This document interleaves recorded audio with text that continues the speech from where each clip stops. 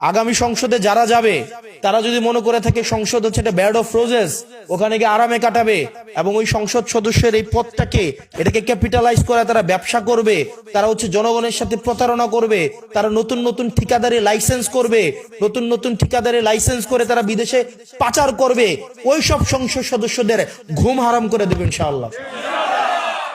বাংলাদেশের যতগুলা প্রার্থী নির্বাচনে দাঁড়াইছে প্রত্যেকেই মিথ্যা কথা বলতেছে এখন, প্রত্যেকেই। যতগুলা সংসদে যাবে ইনক্লুডিং আমি সহ হচ্ছে এখন মিথ্যা কথা বলতে হবে, বাধ্য হইতে হবে আমাকে। আমি চাই না মিথ্যা কথা বলতে, আইনের কারণে। 40 লাখ টাকা 30 লাখ টাকা কোন আদম সন্তান যারা সংসদে যাবে বুকে হাত দিয়ে বলতে পারবে শুধু এই টাকাটা খরচ করে সে সংসদে যাবে? কিন্তু আইনের কারণে কিন্তু তাকে মিথ্যা কথা বলতে হচ্ছে। 30 লাখ টাকা দিয়ে নির্বাচন হয় না, এটা মিথ্যা কথা, এটা মানুষ বুঝে এবং জানে, কিন্তু প্রতিনিয়ত এটা আমাদেরকে বলে যেতে হয়।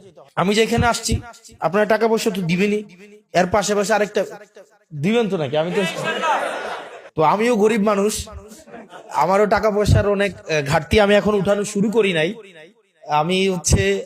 আমি উঠাবো, আপনারা আমার একটু হেল্প করেন, এই ক্ষেত্রে আপনারা আমাদেরকে একটু হেল্প